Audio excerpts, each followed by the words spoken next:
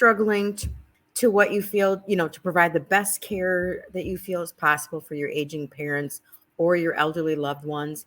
As caregivers, it's important to, not only to focus on their physical needs and their physical well-being, but also on their emotional and spiritual well-being as well.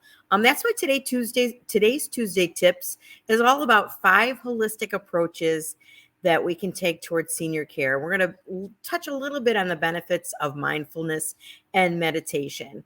So, hoping everyone has had a happy holiday season. Everybody's kind of getting back to the swing of things. I am too, so struggling a little bit here. So, please bear with me, but glad to be back. And my name is Pam Dunwald, and I am one of your nurse advocates.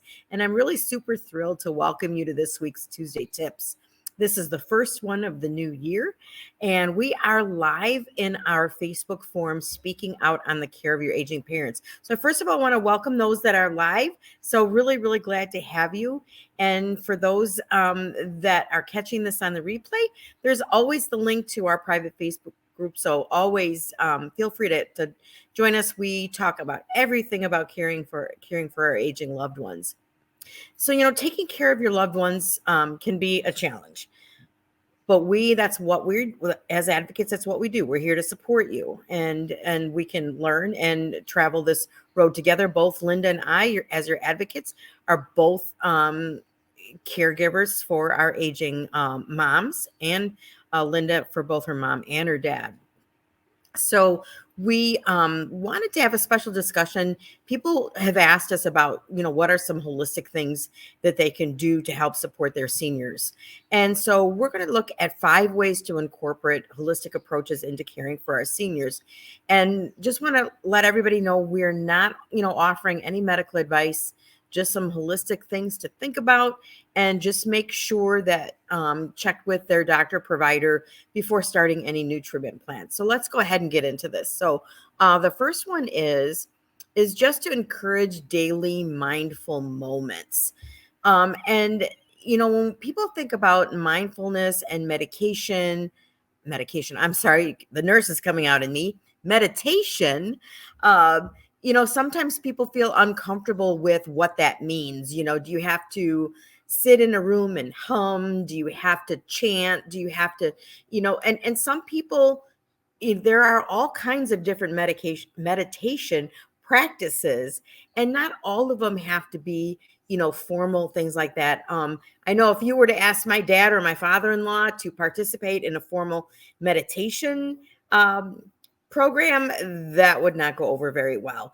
And so what you can do in the meantime is just encourage your loved one just to slow down. Can start, for example, with mindful mealtime. Slow down during the dinner or one meal, and just chew a little slower. Just enjoy the flavor. Just think about, enjoying that meal. This not only aids in better digestion, but it also promotes some mindfulness and enjoyment of the food. And mindfulness is just about being present. It's about being aware of your body, being aware of your breath, being aware, and not necessarily any formal type of thing, but just taking that time to enjoy peace and quiet and be mindful. So you can help your aging loved one, take a few minutes each day to practice mindfulness, whether it's just a few minutes of some deep breathing, whether it is a formal guided meditation. There's a lot of free apps available on there, or simply just focusing on their senses. They're sitting outside. What are they smelling? What are they feeling? This can help them feel more calm and centered. And a lot of times with our aging loved ones, especially with dementia and maybe Alzheimer's, sometimes they get very anxious or they have some anxiety issues. This could help calm them. So, we talked about the several free apps. And another thing they could do is calming music. Music therapy is especially good for aging loved ones, especially those with dementia or Alzheimer's. It can be very powerful. Some people that haven't spoken in a long time, with their Alzheimer's, with a music therapist, they will actually sing a song. It can be an extremely powerful experience. And we like to work with Carla Wilson. She is one of the music therapists therapist that we work with, and her company is called Music Therapy at Home. And I'll make sure that I put the information there, but can be extremely powerful. We talked about meditation that does not have to be formal. So, we talked about the deep breathing and relaxation techniques. So again, just preparing a room that might be quiet, or and we're going to talk a little bit how to prepare a room. But again, just enjoying some peace and quiet. Okay, so way number two that we can incorporate some holistic treatment in mindfulness is incorporating gentle movement. Staying active is really important for seniors. That the therapists will say, physical therapists will say, motion is lotion. And what they mean by that is sometimes it's difficult to get going, but actually the motion and the using of your joints actually lubricates them and helps. And so like the more they move, the more mobility, the more movement, the more flexibility they have. So staying active is super important for our seniors' physical health, but it also can have mental benefits when you're looking at maybe Tai Chi, you're looking at yoga. And I know a lot of our seniors can't get down on the floor, and some of the yoga poses are just not going to happen. That's why a lot of yoga practitioners teach a chair yoga. And the nice thing about chair yoga is you get all the benefits of yoga, the mindfulness, the stretching, all the health benefits, but you're either sitting in a chair, or if you're standing, you're holding onto a chair, so that it helps those that maybe don't have the balance that some younger people have. And so what we're going to do is we're going to drop a link in here for a free, we work with Janet Kieslich is a nurse practitioner. She also has a health and wellness business called Now and Zen. She is a fitness instructor as well as a yoga instructor, and she has given us permission to share a free chair yoga session. So we will include that with this. So that would be one way to kind of try that out and see how that feels. And again, not having to get down on the floor. Another thing, when weather permits, is encourage your seniors to get out and walk in nature. This is a great way for mindfulness to think about, what are you hearing, what are you smelling, what are you seeing, what are you feeling as you're walking about in nature. Obviously, if you live in an area where at this time of year that might not be that easy, but again, when the weather is nice, please take every advantage of encouraging your elderly loved one to get outside.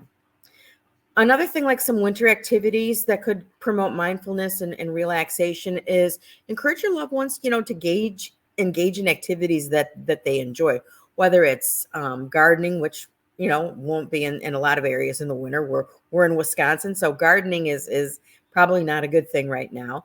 But painting, listening to music, this games, puzzle books, jigsaw puzzles, crafts, knitting, crocheting, things like that. These promote sense of purpose and fulfillment, which is very essential for our aging adults, because that's the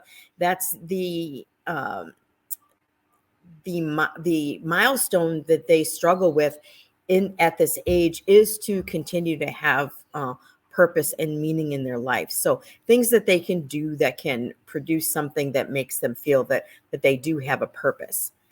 And the games and the puzzle books, this also helps to keep their minds sharp. And this is really important too, for people that are concerned with beginning with dementia. All right, the third thing that we could do is, just as we talked before, we're going to talk a little bit more about creating that peaceful environment.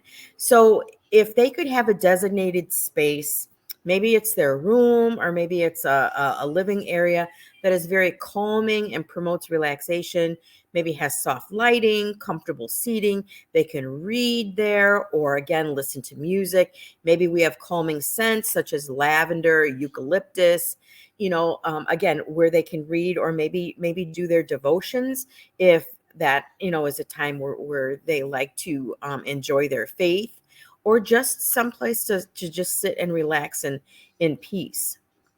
The fourth thing is practicing gratitude. There has been so many studies out there that show that people that express their gratitude for things that they have and things that they are grateful for also releases those good those good feeling, endorphins, and just helps to boost their mood and makes them feel well. So encourage your parent or your aging loved one to reflect on things that they're grateful for each day. This can help them appreciate, the present moment, as well as create a mood of positivity in their daily life.